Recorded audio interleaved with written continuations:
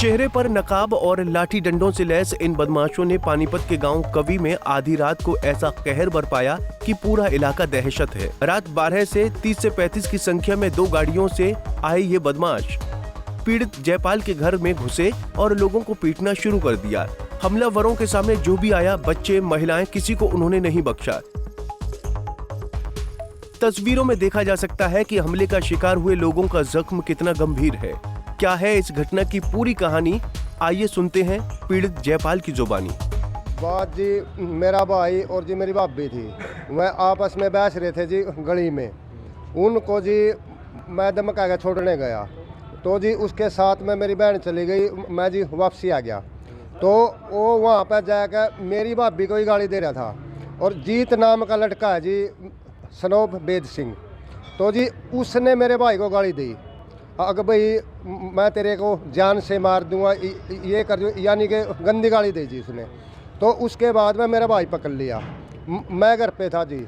तो उसके बाद में सर जी मेरी बहन गई, मेरी बहन छटवाने लगी तो मेरी बहन के थप्पड़ मारा, तो मेरी बहन ने वापसी थप्पड़ मार दिया उसका। उसके बाद जी मैं भी पहुंच गया और उसके फादर ने, बेद ने, मेरी बहन के बहुत ज़्यादा थप्पड़ मारे।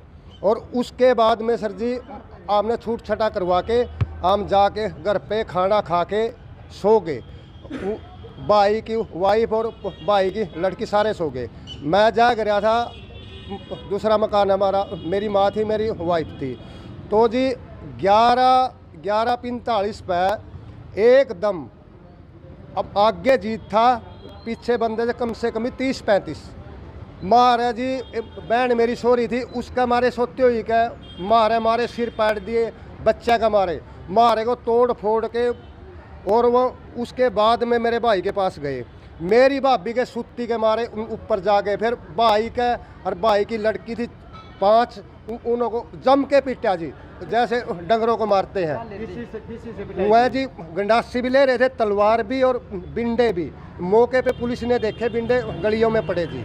आपके परिवार से कितने लोग घायल हैं? हमारे परिवार से जी दाखिल तो है 6, और जी उसके बाद में चोट है सबका। वो आज बल्कि जिनका बिंडे लग रहे थे, लड़कियों का, बच्चों का, छोटे छोटे का, वो आज बल्कि सूझ रहे हैं। कल तो जी पता नहीं चला। उसके बाद जी हमने 112 पे कॉल की, 112 की जिप्सी जी आई। तो उसके बाद में फिर उन्होंने ही एम्बुलेंस बुलाई जी, एम्बुलेंस आ गई। उसके बाद में जी एक और फिर जिप्सी आ गई। हमने जिनका ज़्यादा चोट थी, मेरे भाई का, भाभी का, बहन का, वह हमने गाड़ी में भेज दिए। आम जी 2 भाई फिर आए एम्बुलेंस में। तो जी आमने चाहिए इंसाफ। जो दूसरा पक्ष है वो कहाँ का, गाँव का ही है? हमारे गांव का, पड़ोस का है जी।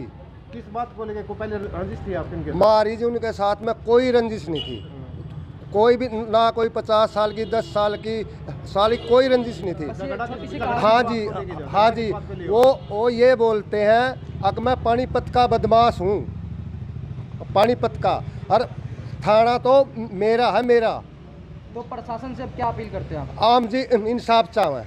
वो अरेस्ट कर लिया गया है अभी तक? अब ना जी करया नहीं है, आज बल्कि पुलिस यहाँ पे बयान लेके गई है, अब गांव में भी गई थी। अब उसका मैंने पता नहीं है, ईब ले आई हो तो, अन्य जी अभी तक वह रेस्ट नहीं कर। परिवार के जो सदस्य हैं यहाँ पे एडमिट, उनकी हालत कैसी है? उनकी हालत जी भाभी की और भाई की और एक लड़की की सभी उनकी जी गंभीर है, चाहे जाके मौके पे देख लो। बता दें कि ये घटना गंभीर इसलिए भी है क्योंकि जिस कवि गांव में ये हादसा हुआ है, ये सूबे के कद्दावर कैबिनेट मंत्री महिपाल ढाणा का गांव है। ऐसे में जब एक ताकतवर मंत्री के गांव में बदमाश बेखौफ होकर इस तरह की वारदात को अंजाम देंगे, तब कानून व्यवस्था पर सवाल उठना लाजमी भी है। पलवल से गुरुदत्त गर्ग, पंजाब केसरी टीवी। हमसे जुड़े रहने के लिए हमारे YouTube चैनल को सब्सक्राइब करें और नई वीडियो की नोटिफिकेशन के लिए बेल आइकॉन को दबाएं। अगर आप ये वीडियो Facebook पर देख रहे हैं तो लाइक जरूर करें और ज्यादा से ज्यादा शेयर करें। धन्यवाद।